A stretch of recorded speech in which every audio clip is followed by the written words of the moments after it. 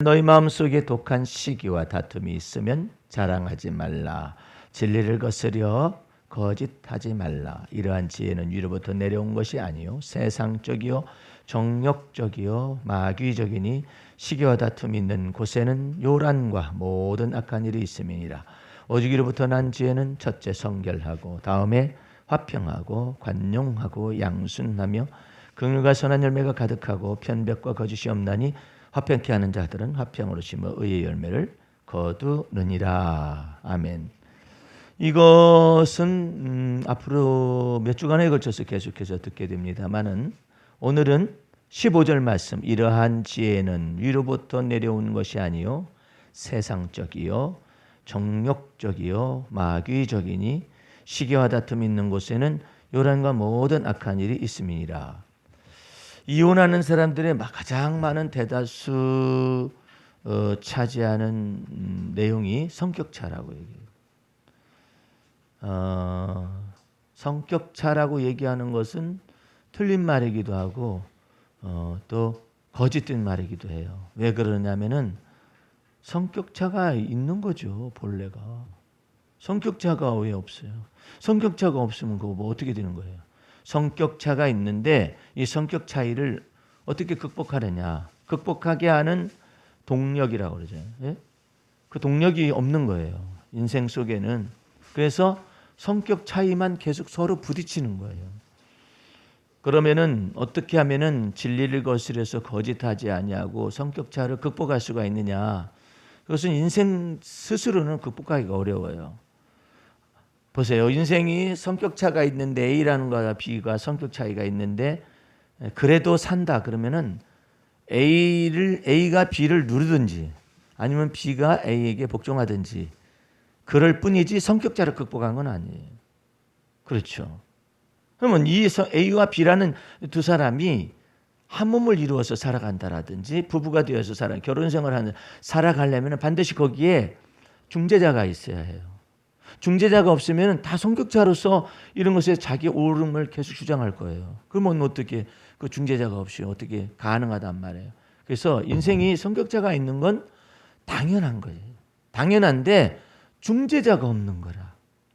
하나님께서 인생 속에 중재자가 없음을 보시고 라는 성경 말씀 이사야에 기록되어 있어요. 중재자가 없어요. 예. 중재자가 없음을 보시고 그러면 성격차끼리 부딪히면은 어떻게 되냐면 하나님이 내게 지어주신 저 여자가 혹은 하나님이 내게 붙여준 저 남자가 해서 서로가 이제는 그 비난을 하게 되고 또 다툼과 요란한 일들이 벌어지게 되는 것이죠. 그러니까 성격차가 있다라는 것의 의미를 우리가 성격차가 없어야 하는데 있다 이렇게 생각하지 말고 본래가 성격차가 있는 거죠. 예. 있음에도 불구하고 거기에 이제 하나가 됨의 과정을 결혼이라고 말하는 것이죠. 하나가 됨의 과정. 근데 우리는 하나가 되어서 만나기를 원하는 거예요. 처음부터. 그래서 짝이라고 그러잖아요. 짝이라는 그 의미는 그런 의미에서 짝은 아니에요. 과연 성격차가 확실하게 있음에도 불구하고 사랑의 동력이 있고 그 안에 사랑만 있으면 또 어려워요. 그 안에 진리가 있어요. 그 진리가 있어서 중재자가 돼야 해요. 그런데 이 사랑과 진리가 동시에 있는 인간이 없어요. 중재자가 없어요. 그런데 하나님께서는 이 땅에 예수님을 길과 진리와 생명을 쓴 그 예수님으로서 이 땅에 보내셔가지고 중재자가 되신 그 중재자가 되셔서 이 A라는 사람의 성격을 가진 사람도 그리스도를 바라보고 B라는 사람도 그리스도를 바라보게 해서 그 그리스도 안에서 하나됨의 과정을 밟아가는 과정이 결혼 생활인데 결혼식은 하는데 결혼 생활을 어떻게 하는지를 못 배운 거예요. 그러니까 하나됨의 과정을 못 배운 거예요. 모델이 있어야 배우지. 그렇죠? 그런데 예수님께서 놀랍게도 우리의 죄대로 갚지 아니하시고 우리를 법대로 처리하지 아니하신 거예요. 죄대로 갚지 않고 법대로 처리하지 않기 위해서 어떻게 하겠어요? 우리에게 판단하신 우리를 정죄하거나 판단하지 않으신 거예요. 예? 판단하지 않으시고 정죄하지 않으시고 뭘 나타냈냐면 사랑을 보여주셨죠. 사랑을 친히 보여주셨죠. 그러니까 성격차가 있게 되면은 또 한 가지는 서로에게 요구하는 것이 많아요. 성격 차가 있는가 하면은 요구하는 게 많아요. 서로에게 요구를 해요. 혼자도 감당하기 어려운데 서로에게 요구를 하니까 서로에게 힘들어요. 예. 예수님은 서로에게 요구하라고 말하지는 않고 사랑하라고 말을 했죠. 서로 사랑하라. 어떻게 사랑하냐면은 너희들끼리 사랑하실 능력이 없다 이게 스스로가. 내가 너희를 사랑한 것처럼 내가 너를 판단하지 않은 것처럼 너희도 서로 판단하지 말아라. 판단하기 시작하면은 불평과 비난이 쏟아져요. 그러니까 서로 판단하지 말아라. 이 판단하지 그러면 내가 판단하지 않기 위해서 어떻게 해? 선악간의 그 판단은 하나님이 하신다라는 그 믿음 가운데서 하나님을 경외하는 것 가운데서 그 사람을 용납할 수가 있는 거예요. 용납은 그 사람이 변화를 말하는 게 아니에요. 그냥 받아들이고 있는 거예요. 받아들여지는 것 속에서 내가 받아들여짐이 있으면은 그때 상대방은 자발적인 순종의 마음이 나타나죠. 나는 어저께 우스꽝스러우면서도 희한한 일을 봤는데 집에 강아지가 있는데 걔는 좀 멍청한 편이에요. 내가 봐도 좀 둔한 편 같아. 그 계속해서 내가 그 개를 이렇게 가르치거든요. 애완견을 아무런 감각이에요. 먹이를 주고 발 놓고 그러면 발이라고 하면 못 알아듣고. 왜냐하면 지금 걔는 커뮤니케이션이 머리가 둔하기 때문에 이게 잘 안 되는 거예요. 첫 번째로는 먹이는 알아요. 냄새 맡아서 인지하고 있잖아요. 그런데 먹이를 가진 주인이 지금 발을 하는데 발이라는 것을 알아듣기는 어렵죠. 발하면서 발을 만져주면서 하면은 들죠 이렇게. 근데 드는 것이지 주는 건 아니잖아. 드는데 우리는 잘 담아 이렇게 하잖아요. 각인을 시키는 거죠. 먹이를 들고 들면은 먹어라 해가지고 쓰다듬어 주기도 하고. 그런데 오른발 했다가 왼발로 건너가면 오른발을 까먹어요. 바보예요. 머리가 이게 좀 저기 못해요. 그래가지고 오른발 한 사이에 왼발 까먹고 왼발 한 다음에 오른발 까먹어요. 근데 그 기억을 리마인드 시키는 방법은 뭐냐면 오른발 할 때 먹이 주고 왼발 할 때 먹이 주고, 예. 발 할 때 발을 들면 먹이 주고 발 할 때 또 이쪽 발 들면 먹이 주고 그러기 위해서 계속 각인을 시키는 거예요. 발. 내가 보니까 걔는 먹이를 주지 않는 한 계속 까먹어 가지고 밥 먹자 그러면 알아들어. 그건 굉장히 많이 사용돼 가지고.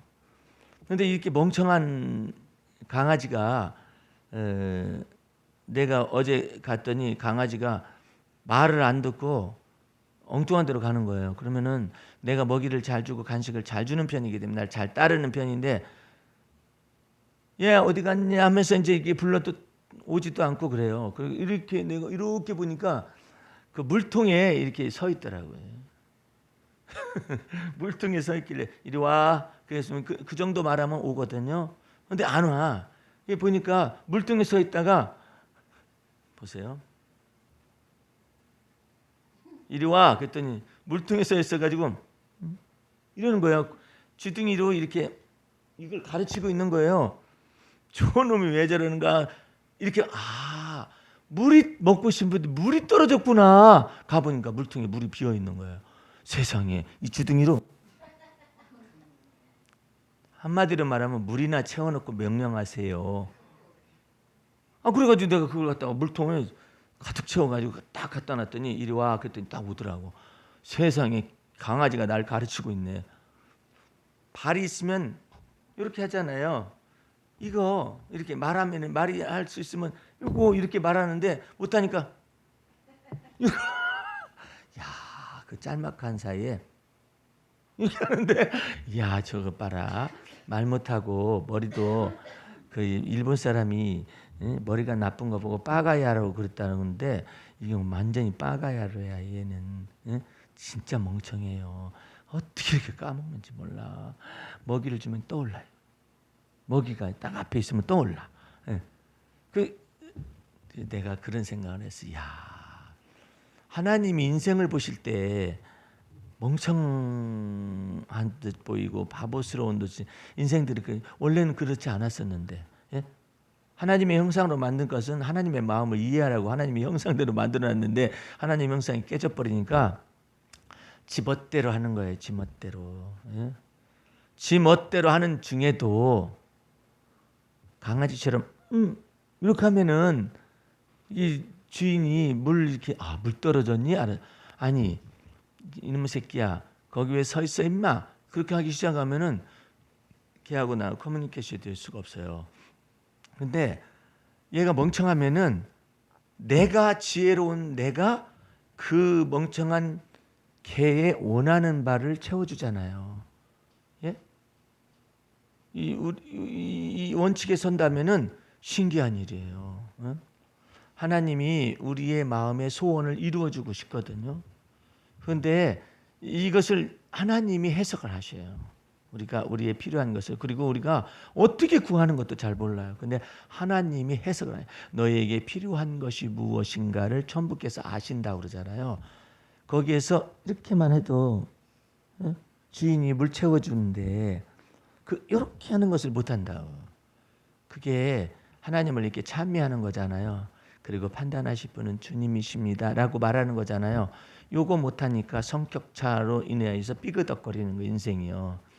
그러니까 우리의 믿음의 주님이 그리스도이고 이쪽도 믿음의 주님이 그리스도인데 서로를 바라보기 시작하잖아요. 끝없이 분쟁합니다. 끝없이 다퉈요. 끝없이 서로에게 요구만 하잖아요. 근데 우리 주님께서는 내가 너희를 사랑한 것처럼 해서 먼저 주님이 주시기 시작을 하는 거예요. 그리고 모델을 보여주잖아요. 예? 그래서 이것이 이 15절 말씀에 이러한 지혜는 위로부터 내려온 것이 아니요 세상적이요 정력적이요 마귀적이니 시기와 다툼이 있는 곳에는 요란과 모든 악한 일이 있음이니라 그러잖아요. 서로를 이해하려고 노력하기 시작하면은 어려움이 많이 부딪히죠. 근데 뭐 때문에 이해의 폭을 넓혀가시느냐면 그와 같은 기질과 그와 같은 성격과 그와 같은 것은 그 사람에게 속한 것인데 그걸 판단하실 분은 주님이시고 우리에게는 주님께서는 용납을 말씀하시는 거예요. 용납을 기다려라. 네. 기다려 주어라. 기다려 주면은 그 속에서 변화가 나타나는데 그 사람 자체가 하나님과 마음을 합하는 것이 없게 되면 변화는 좀 어렵잖아요. 그럼에도 불구하고 기다려줘요. 기다려줄 때 용납이라는 것을 통하여 사랑이 나타나고 사랑을 통하여서 이제 우리가 관용이 나타나죠. 이런 과정을 통하여서 하나하나 배워가는데 인생은 완벽하지 못해요. 완벽하지 못해서 시행착오라는 것이 있어요. 예. 그것이 영어 성경에는 참 잘 시행착오라는 것이 트라이얼이에요. 시도해본 시행한다는 거잖아요. 트라이얼 내가 트라이얼 해봐라. 트라이얼 해봐. 또 트라이해라. 또 트라이해라. 트라이얼 그 다음에 착오라는 것이 에러예요. 에러. 그러니까 에러가 자꾸 발생하는 거죠. 그런데 그 시행착오를 통하여서 하나님께서는 여러 가지로 나를 보게 하신 내가 말하는 것도 시행착오가 있구나. 그 시행착오가 서로가 있으니까 용납하는 걸 배울 수밖에 없죠. 그것을 갖다 내가 판단하기 시작하면 끝이 없어요. 예.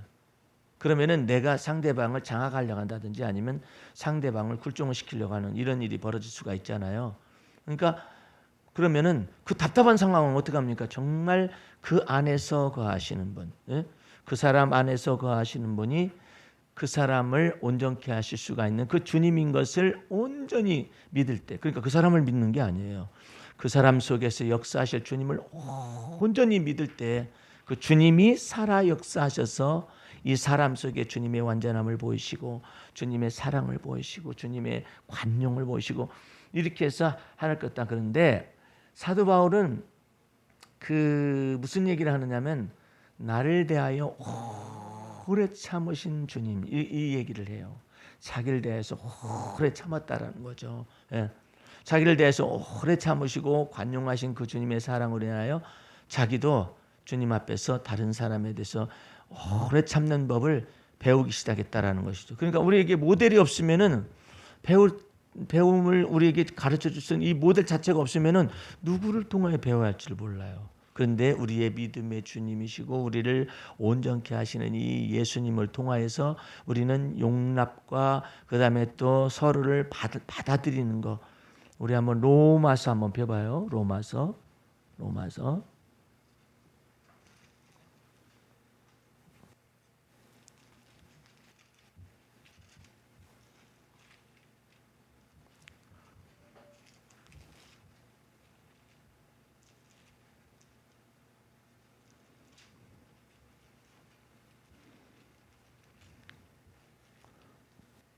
그래서 이 부분을 자꾸 배워나가기 시작하면은 15장을 펴보세요.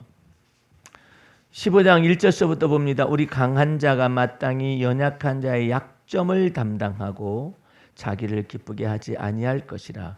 우리 각 사람이 이웃을 기쁘게 하되 선을 이루고 덕을 세우도록 할지니라. 그리스도께서 자기를 기쁘게 하지 아니하셨나니 기록된 바 주를 비방하는 자들의 비방이 내게 미쳤나이다 한과 같으니라. 무엇이든지 전에 기록한 바는 우리의 교훈을 위하여 기록된 것이니 우리로 하여금 인내로 또는 성경이 아니로 소망을 가지게 하려 함이니라. 이제 인내와 안위의 하나님이 너희로 그리스도 예수를 본받아 서로 뜻이 같게 하여 주사 한 마음과 한 입으로 하나님 곧 우리 주 예수 그리스도의 아버지께 영광을 돌리게 하려 하노라. 이러므로 그리스도께서 우리를 받아 하나님께 영광을 돌리신과 같이 너희도 서로 받으라. 정말 소중한 거예요. 거기에 비하여서 우리는 뭐가 있느냐면은 독한 시기와 다툼이 은근히 많아요. 그러니까 이런 것을 통해서 다른 사람을 나와 같게 하려고 하는데 문제가 있죠. 예? 다른 사람을 나와 같게 하려고 하지 말고 내가 그리스도를 본받은 그리스도가 나를 용납하신 것처럼 나를 대하여 오래 참은 것처럼 이와 같은 것들을 용납을 받는. 그러니까 하나님께로부터 용납을 많이 받은 사람은 다른 사람을 용납을 많이 해요. 그런데 그와 같은 것들은 하나님께서 자기 자신 속에 얼마나 오래 참아주셨는가, 그런 내용들을 알아야만 하죠. 하나님이 여러분을 향해서 오래 참아주신 것에 대하여 생각을 해볼 필요성이 있어요. 많이 생각을 해야 해요. 하나님이 나에 대해서 오래 참으시는구나. 그 오래 참으시는 것 속에서 성령님이 기회를 주셔요. 우리 마음속에 기회를 주셔요. 어떠한 기회를 주시고 이렇게 기회를 주시거든요. 그 기회를 주실 때 그 기회를 탁 잡는 사람이 복 있는 사람이에요. 어떤 사람은 하나도 뭐 잘하는 것이 없어요. 그러다가 딱 기회가 왔을 때 딱 잡아가지고 딱 변력을 시키는 사람이 있어요. 어떤 사람은 그러다가 끄트머리에서 하나를 잘 못하네. 그래가지고 낙방이 되는 사람이나 후퇴하는 사람이 있고 그러거든요. 근데 하나님께서 여러분과 내 삶 속에서 누군가를 통하여서 하나님이 기회를 나타내셔요. 그 기회를 잘 잡아야 해요. 예. 그 기회는 크게 나타나지 않아요. 예. 내 자녀들을 통해서 말씀하실 때도 있고 부모님을 통해서 얘기하실 때도 있고 형제들을 통해서 얘기하실 때가 있고 그런데 그 기회를 이렇게 주실 때 딱 잡아야 해요. 예. 하나님께서 나로 하여금 지금 기회를 주시는구나 생각해서 회개할 기회도 그러고 화목할 기회도 놓치면 안 돼요. 놓치면은 반드시 후회를 만들어내요. 그러니까 여러분 마음속에서 이제는 그 이제 17절 말씀을 보세요. 17절 오늘 본문 말씀. 오직 위로부터 난 지혜는 첫째 성결하고 그래요. 여기 성결하다는 말을 하나만 가지고 하면 어려워요. 구찬 변명하지 아니하고 이렇게 생각하면 훨씬 쉬워요. 예. 아담이 하나님께서 내게 주신 저 여자가 이랬을 때 성결하지 않잖아요. 깨끗하지 않잖아요. 그런데 하나님을 물고 들어가고 그 하와를 물고 들어갔어요. 그래가지고 성결치를 못해요.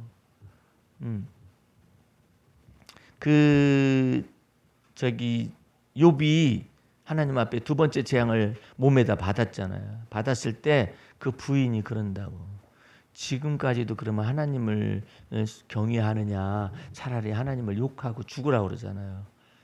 근데 하나님을 욕하고 죽으라고 그러는데 그러면은 하나님을 욕하고 죽으라고 말하는 그 여자 앞에서 내가 어떻게 답변하는가? 욥은 자학적인 의미에서 답변하지도 않았어요. 예. 그냥 하나님을 경외하는 그 언어로서 답변을 해요. 우리가 하나님께 복을 받았은즉 재앙도 받지 아니하리요. 엄청난 말을 쏟아내고 있거든요. 어떻게 그게 가능해요? 이게 성결한 지혜죠. 위로부터 난 지혜로서 하나님의 뜻을 온전히 마음속에 받아들이잖아요. 누구 때문에 그렇다 하나님을 원망하거나 이런 것도 아니고 우리가 하나님께 복을 받았은즉 재앙을 받지도 아니하겠느냐 그러면서 하나님을 욕하고 죽어버리라고 그러는 욥의 아넬에 대한 답변이 그렇잖아요. 그러니까 이런 것들이 성결한 지혜예요. 어떻게 해서 그 말이 나왔을까? 성경에서요 그런 언어는요 굉장히 드문 언어예요. 예? 우리가 하나님께 복을 받았은즉 재앙도 받지 아니하려? 이건 성공신학에서는 있을 수가 없어요. 번영신학에서 있을 수가 없어요. 긍정적 마인드에서 있을 수가 없어요. 예. 주신 자도 여호와시오 취하신 자도 여호와시오니 취하신 것으로 말하면 성결한 단어 같죠. 그러나 취했다는 것 속에 얼마나 많은 고통과 좌절과 아픔이 도사리고 있겠어요. 10자녀가 한꺼번에 죽었는데 그렇죠? 그런데도 그것을 자기의 이와 같은 것 속에 여러 가지 말을 떠나서 주신 자도 여호와시오 취하신 자도 여호와시오니 이렇게 마음의 할례를 딱 가해서 하나님과 마음을 합해버리는 욥이 하나님을 원망하지 아니하였더라. 성결한 지혜예요. 여러분들은 하나님과 마음을 합하는 훈련을 자꾸 받아요. 어느 때 어려울 때 어렵죠 다. 지금같이 다 어렵잖아요. 제가 그랬잖아요. 경제적인 밑바닥이 보이게 될 것입니다. 아직 밑바닥 아닙니다. 예. 이제 가을철 되거나 이제 여름철 지나가잖아요. 가을철 되면 더 심화될 거예요. 경제적인 밑바닥이 정치적으로도 소망이 없어. 빛이 없어. 다 똑같아. 의인은 없나니 하나도 없고. 이와 같은 때에 정말 하나님 앞에서 어떻게 믿고 있느냐. 기근 시에도 하나님은 우리를 부끄럽게 아니하시는 분이십니다라고 믿고 있느냐. 아니면 기근 시에 어쩌면 하나님께서 이러실 수가 있을까? 왜 내가 이렇게 주 앞에서 기도했는데 안 됐을까? 이런 것으로 그냥 하나님과 더불어 시비가 있잖아요. 모세도 그걸 벗지 못했었을 당시에는 그러잖아요. 모세가 어찌하여 나보고 어찌하여 그냥 왜 나보고 이 백성들을 짐을 지라고 제가 낫습니까? 하지 말 그만해라 고마해라 모세. 내가 이 사람들 낳았습니까? 왜 나를 누가서 이 사람들 데리고 가나안 땅에 가라고 그러십니까? 막 하면서 막 차라리 죽는 게 낫겠다고. 고마해라 모세. 자꾸 말을 하고 자꾸 말을 하고 막 성결하지 못했어. 주신 자도 여호와시오 취하신 자도 여호와시오라는 일을 만약에 모세가 겪었더라면 얼마나 더 말이 많았겠어. 그죠? 근데 거기 속에서 믿음의 단순성을 가져야 할 필요성은 있어요. 어떻게 하면 그게 가능하냐? 어떻게 하면 그게 가능할까? 판단하실 분이 주님이시거든. 내가 이제 욥이 그러는 거예요. 내가 좌측으로 가가지고 하나님께서 좌측으로 돌리시는 것 같으니까 내가 하나님과 더불어 변론하겠다고 말이야.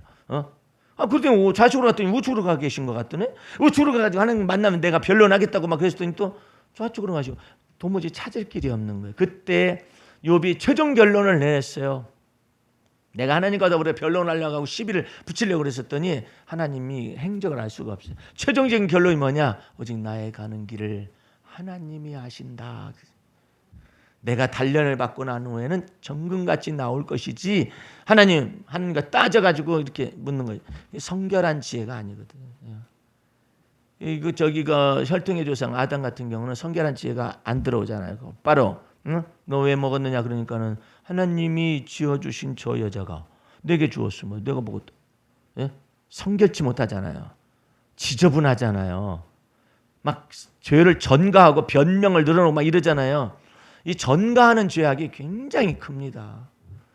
우리 테니스 복식을 하다 보면 이 전가하는 죄악이 나오게끔 만드는 사람도 있고 전가하는 사람도 있어요. 근데 아까 그랬잖아요. 우리 강한 자가 약점을 담당하면 즐거운 것이고 가장 기본이 복식할 때 기본이 뭔지 아세요? 협업이라는 것도 마찬가지예요. 협업하는 때 이거 깨지기 쉽습니다. 협업하는 동업하는 거 굉장히 깨지기 쉬워요. 그런데 우리가 복식 경기를 하면서 가장 원칙이 있어요. 내 볼 내가 친다. 내 볼 내가 치면 되는데 막 파트너를 원망하는 사람은요, 아이씨 하면서 가가지고 그 사람 거 봤다가 이쪽에 공백 있잖아요. 아이씨 하면서 받으러 갈 이유보다도 내가 그만큼 한 발 더 뛰면 되고 이렇게 돼가지고 또 일로 이쪽으로 가면 일로 넘어왔어요. 그럼 이쪽으로 가면 이 사람이 이쪽으로 가서 있어야잖아. 그걸 못 가요. 못 간다고 막 그냥 뭐라고. 네? 그럼 이 사람은 왜 못 가겠어요? 오금이 떨려서 못 가. 뒤로 넘어가. 어디로 가야지 몰라. 그러면 이제 가르쳐 주죠. 내가 이렇게 했을 때 이쪽으로 가시라고. 가르쳐 줘도 그게 어려워요. 순간적으로 넘어갔다. 넘어갔네. 그것만 알지. 넘어갔으면 나 빨리 일로 와야지. 그거 가르치는데 얼마나 오래 걸리는데. 예. 그 테니스 레슨을 3년 동안 받는 목사님이 계셔요. 되게 3개월이나 6개월 받아도 많이 받는 거거든요. 여러분들 25만 원씩 3년 받아봐 얼마인가? 예? 10달이면 250이죠? 예? 10달이면 250인데 30달만 해도 750원이잖아요. 1,000만 원, 막 2천만 원 들어가요. 예? 그리고 계속 받는데 우리가 물었어요. 코치한테 저 사람 어떻게 코치가 원하는지 말 잘 들어요? 그랬더니 아니요. 왜 안 는데 3년 했는데도 예? 왜 안 는데 그러면은 가르치는 대로 안 해요. 그러니까 이 코치는 지금 뭔가 문제가 있는 코치예요. 가르쳐 주는 것은 알잖아요. 가르쳐 주는 것만 알고 있잖아요. 이 사람이 어떤 속도와 그 다음에 이해할 수 있는 능력과 그것을 받아들일 수 있는 그 기간과 뭔가 이 사람 속에 지금 두뇌 속에 어느 부분이 어려워지는 그 두뇌의 부분이 있어요. 그걸 찾아내 주지 못하면은 이 사람 아무리 높은 기술 가지고도 이 사람이 받아들이기가 어려운 거예요. 나는 오랜만에 레슨을 아주 유명한 코치한테 받게 됐어요. 받게 됐으면 나는 이미 굳어졌잖아요. 뭐 라켓 잡는 법이라든지 뭐 이거 다 굳어져 있단 말이에요. 그래서 나는 이렇게 주로 감아서 이렇게 치는 편인데 나가지는 않지만 감아 치면은 늦어요. 그러면 앞에 있는 발리가가 톡 따먹잖아요. 그러니까 그 코치가 뭘 가르치냐면은 목사님은 감아 치는 것은 이제 완성이 됐으니까 이제 밀어치는 것을 배우기만 하면 됩니다. 깜짝 놀랐어요. 기본이 스트로크에는 감아치는 것이 있고 그 다음에 밀어치는 법이 있어요. 이 두 가지를 다 섞지 못하면은 상대방이 눈치를 채요. 감아친다 뛰어라 가지고 딱 잡. 느리게 가니까 이렇게 가니까 밀어치면 속도가 붙죠. 그런데 그것을 나에 맞게 가르쳐줬어요. 코치가. 그러니까 나를 부정하지는 않잖아요. 그러니까 나는 코치가 가르쳐주는 한도 내에서 내가 이해하는 게 아니에요. 내가 이해되는 한도 내에서 그 테니스를 이해할 뿐이에요. 그러니까 그 코치가 나한테 들어와 가지고 두뇌 성향이 이렇고 라켓을 잡는 성향이 이렇군요라는 것을 나를 먼저 알아야 하는 거야. 근데 자기 기술을 갖다가 나한테 막 입력시키려고 하는데 입력이 되나? 못하겠다. 그러면은 안 되는 거예요. 그러니까 나를 먼저 알아줘야지. 내가 여기까지밖에 안 되는데, 그리고 내가 이건 겁나. 그리고 이건 나는 힘들어. 그리고 나 머리가 여기는 안 돌아가. 그럼 안 돌아가는 것은 먼저 그래. 알았어요. 내가 이제 목사님을 알았어요. 이제 이렇게 돼야지. 지가 기술 많은 것만 무턱턱 막 주면은 내가 되냐? 소화가 안 되는데? 율법은요 무턱대고 그냥 막 하라고 그래. 명령만 내리고 요구만 해요. 율법은요. 그거 왜 그것을 갖다 율법을 왜 선포했느냐? 인생 속에서 그와 같은 법대로 이와 같은 것대로 하면은 감당할 수 있는 인생이 없음을 먼저 알게 해주기 위해서 그런 거거든요. 그 다음에 예수님이 오신 거예요. 예수님이 오셔서는 뭐뭐 해라 막 그런 것이 아니라 사람이 직접 되셨어요. 사람으로 오셨어요. 그 사람에 속한 모든 것을 다 경험하셨어요. 다 그래서 인간의 죄성은 이렇게 굴러가고 이렇게 될 수밖에 없는 연약성과 이 모든 걸 다 약점을 다 허물과 죄로 말미암아 이 약점과 드러나는 것들이 이 하고 싶어 되어지지 않는 것들을 다 아신 거예요. 그러나 그 속에 죄가 없다고 그랬잖아요. 그 하나님이 사람의 아들로서 오셔서 사람이 되어 주셨기 때문에 사람의 아들로 거하시기 때문에 우리가 임마누엘 하나님이라고 그러잖아요. 그게 얼마나 감사한 거냔 말이에요. 사람을 이해하시잖아요. 사람을 이해하기 시작하니까 그럴 수밖에 없다는 걸 아는 거예요. 그러니까 예수님이 아예 터놓고 얘기하잖아. 율법은 죄를 용납하지 않아요. 그런데 예수님은 내가 의인을 부르러 온 것이 아니라 죄인을 불러 회개시키러 왔다 그러잖아요. 그러니까 이게 근본적으로 다른 거예요. 그한 은혜로우시고 자비로우신 예수님이 여러분과 내 안에 거하셔서 성결한 지혜가 무엇인가를 단단한 식물이지만 가르치기 시작해요. 주님, 제가 변명하고 싶은 건 맞거든요. 바울이 그랬을 거 아니야. 빌립보 지방에서 이유도 없이 얻어 맞았잖아요. 나는 법 잘하는 사람이야. 만약에 바울이 그러면 내가 로마 시민권자인데 날 때려? 법대로 한번 해보자. 이 난리를 칠 거 아니에요. 그런데 왜 맞게 내버려뒀을까?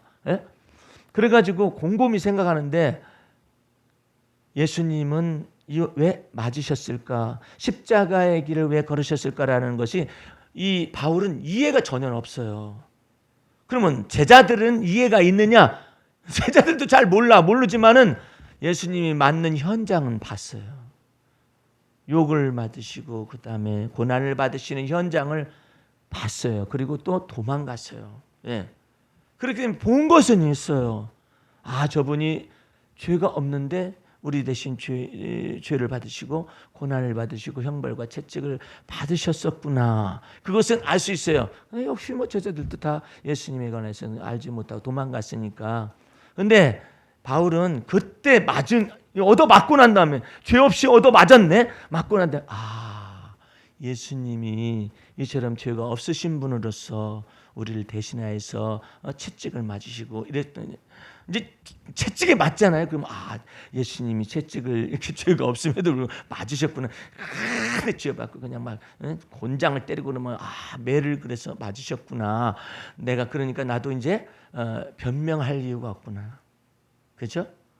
나도 입을 좀 잠잠해야겠구나. 여기 얼마나 많은 법적인 논리가 머릿속에서 왔겠어요. 이놈의 새끼들 말이야. 내가 아무리 그냥 예수 믿는다는 그런 것이 있지만 난 그래도 로마 시민권자 이거 들고 막 나가버리면은 거기 뒤집어져. 로마 시민권자를 감히 때려. 거기 로마 시민권자들이 두 종류가 있었어요. 하나는 돈 주고 사는 거예요. 로마 시민권을. 두 번째는 출생자예요. 사도 바울은 출생 로마 시민권자예요. 그러니까 이게 다르다고 급수가 다르거든요. 그러니까 얼마나 법대로 막 말을 하고 변명을 늘어놓고 싶겠어요. 그런데 성결한 지혜를 받았어요.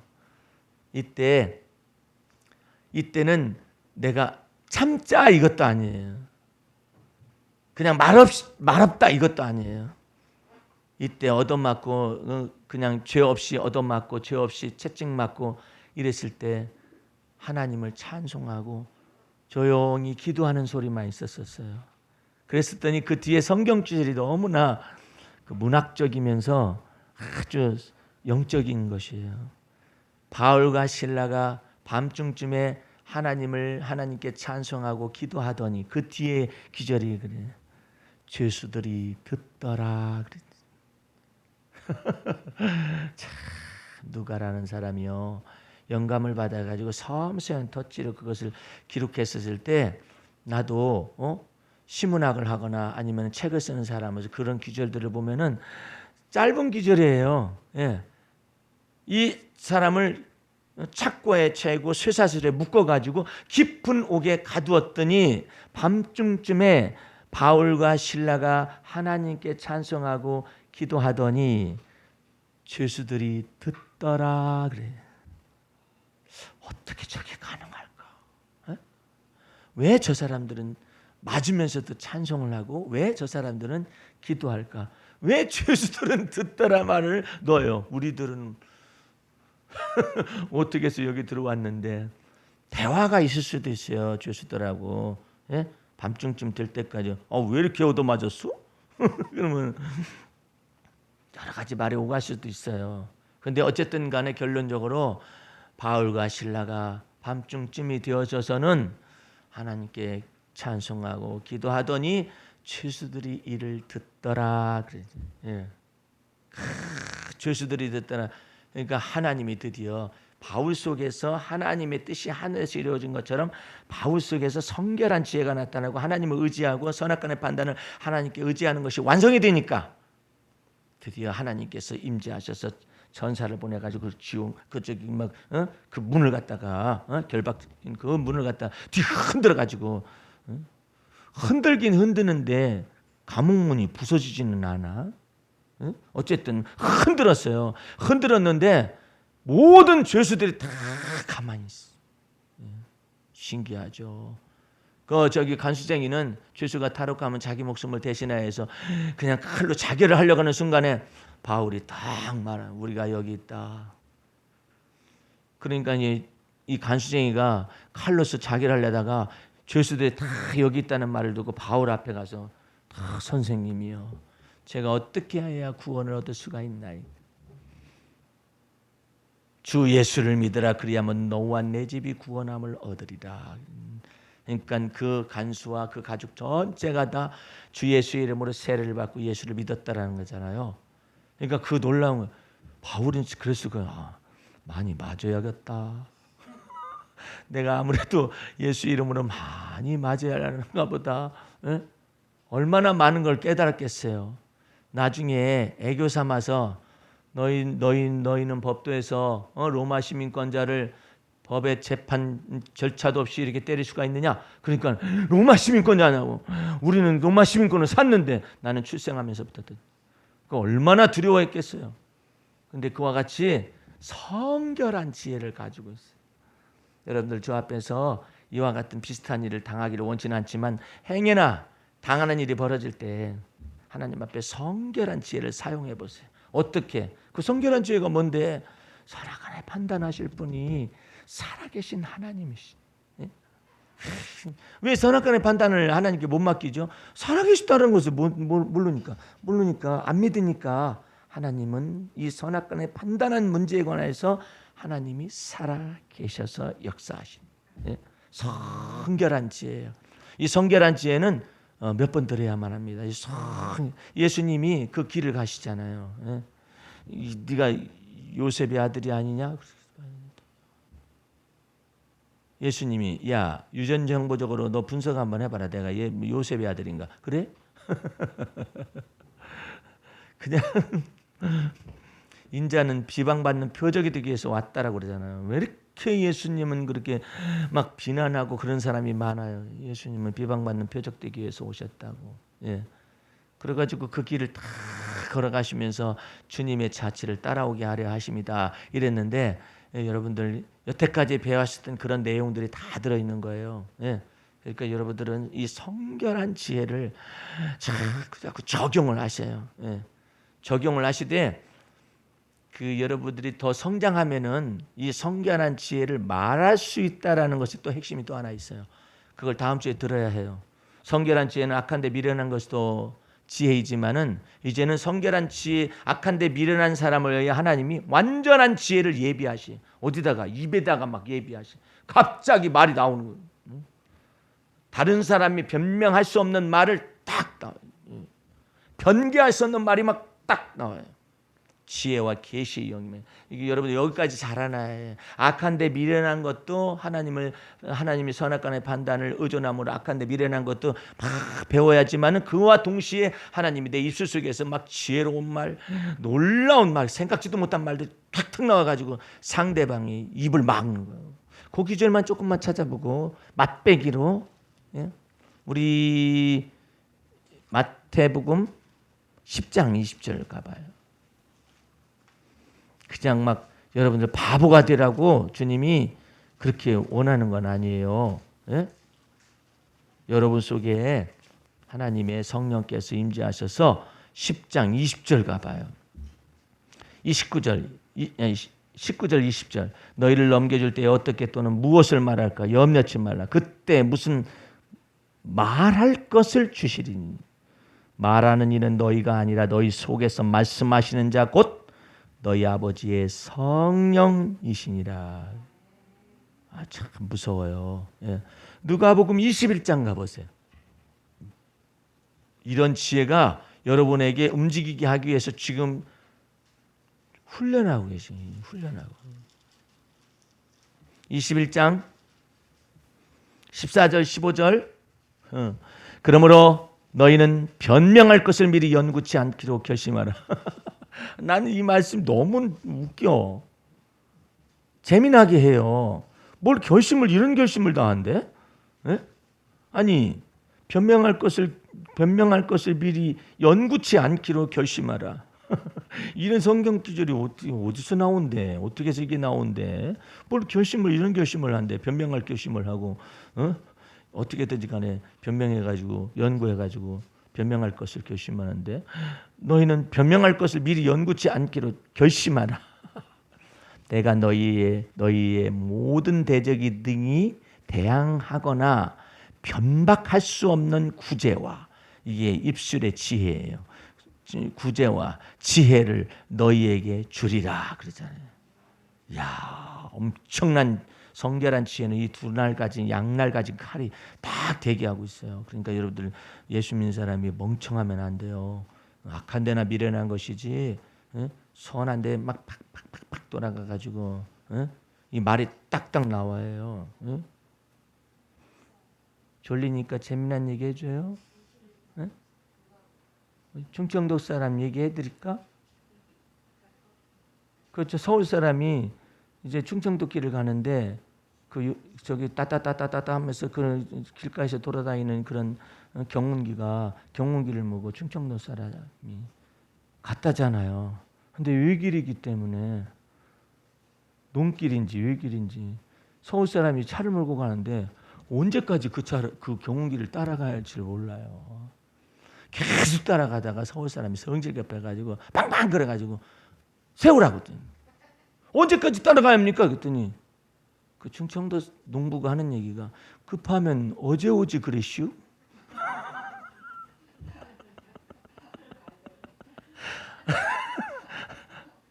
왜 개그맨들이 충청도 출신들이 많은지를 알겠죠?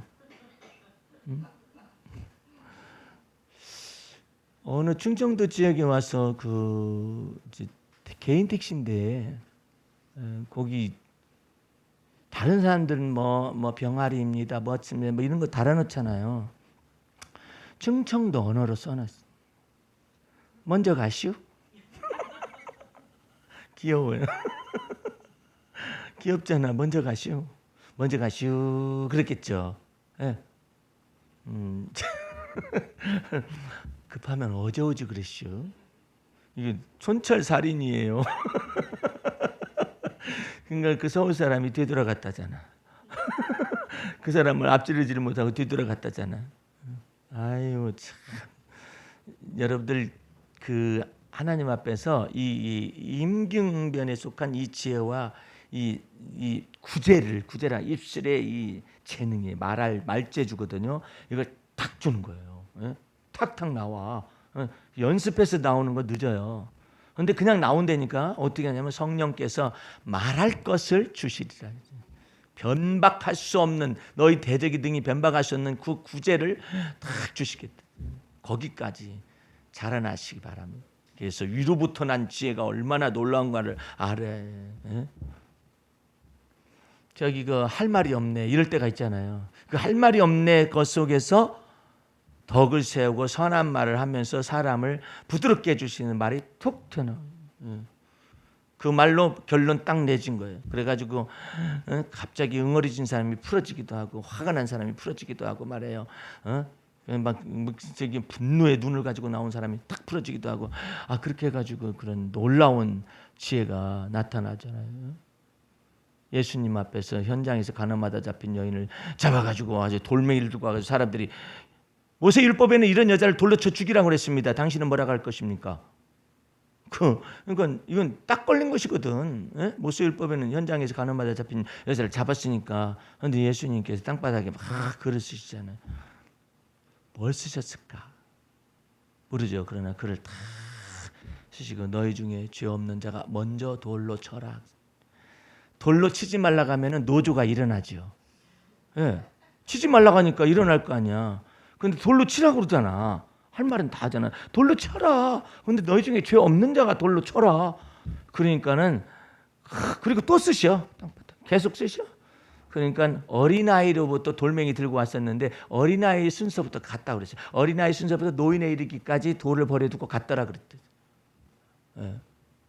너희를 정죄하던 사람들이 있느냐 물어요. 없나이다. 근데 그 다음에 말이 놀라요. 나도 너를 정죄하지 아니하노니 다시는 이런 죄에 붙잡히지 말거라. 그러잖아요. 나도 정죄하지 않아. 예수님이 그러시잖아요. 예? 그러니까 그 놀라운 것이 성결한 지혜가 한꺼번에 막 움직이는 그 지혜를 여러분에게 주시기 위하여 그리스도로 말미암은 성령께서 내주하시는. 그러니까 여러분들 속에 이와 같은 지혜의 온유함, 이것은 일반적인 도덕적 가르침에서 있을 수가 없는 거예요. 예? 예. 여러분들 성철 스님은 인내가 엄청나게 많은 사람이에요. 성철 스님이 세상에 장자부라 8년을 하는 10년 동안 10년을 하고 8년 동안을 침묵 수행을 하는 그런 사람이 어디 있어요? 조계 중에 요즘요 있는 사람들 3년 해도 거의 존경받는 수준인데 10년이죠. 10년에 무건 수행을 한꺼번에 떠서 8년을 했어요. 세팅해가지고 그것도 부족해서 장자오라 20년이면은 30년 동안의 수도를 하면서 중들 믿지 마 딱 그러잖아요. 그렇게 말을 하면서 그렇게 말을 하면서도 그 성철 스님이 엄청 불호령 같은 성질을 내고 화를 벌컥 내고 말 안 들으면 말이야 그것도 못하냐고 이랬다잖아요. 지혜에 온유함이 없어요. 인내는 있어요. 그런데 부드러움이 없잖아요. 하나님의 성품이 아니기 때문에. 하나님의 성품은 지혜에 온유함을 다 보이라고 오늘 본문 말씀이 나오잖아요. 그것을 위해서 여러분에게 온유한 것은 악한데 미련해지게 되면 온유해지잖아요. 그런데 거기다가 지혜를 주겠다 이 말이야. 우리 주님께서 성령의 지혜와 총명을 막 부어주겠다 이거예요. 부지런히 연습하셔서 여기 단계까지 들어가기 시작하면은 이제 막 마음속에서 턱 나와 말이. 무슨 말이래요? 급하시면 어제 오지 그랬시오? 그 말 듣고 얼마나 그 사람 골 때려 생각을 해봐요. 왜 이렇게 느리게 가요? 그러니까 뭐 충청도 사람이 느리게 어쩌고 그런 말 나올 수도 있잖아. 급하면 어제 오지 그랬슈. 하나도 틀린 말이 아니네. 그 사람이 가면서 한참 웃었을 거야. 정말 못 당해내겠다. 그래서 충청도 사람 개그맨들이 많아요. 예. 최양락을 비롯해서 개그맨들이 많다. 왜 그런가 했더니 앞에서 말고 그 뒤에서 끝까지 다 들어봐야 하고 말을 축약을 해요. 사투리의 특색이 있어요. 전라도 방언이나 경상도 방언이나 충청도나 이와 사투리 특색이 있어요. 예? 이제 보신탕 같은 거 있잖아요. 삼계탕도 있고 막 그러잖아요. 그러면 이 사람들은 도대체가 무슨 언어인지 모르는 언어로 말을 해요. 하슈? 허슈?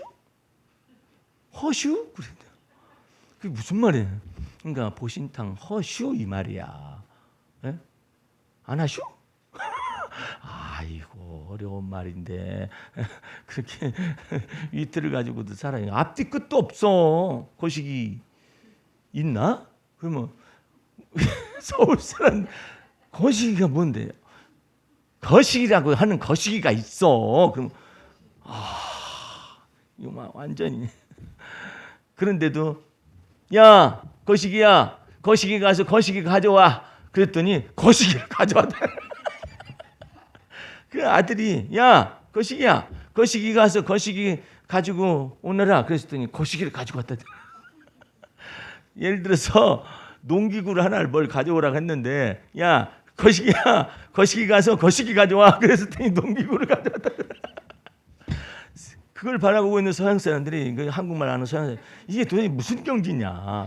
도대체 거시기라는 건 뭘까? 그다음부터 사전을 막 찾아보는 거시기를 찾는데 거시기가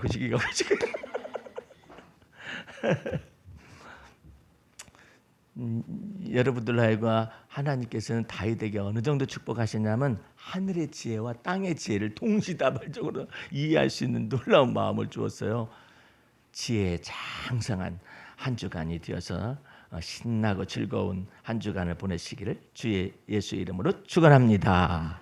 기도하겠습니다. 우리 하나님 아버지 감사 찬미 드립니다.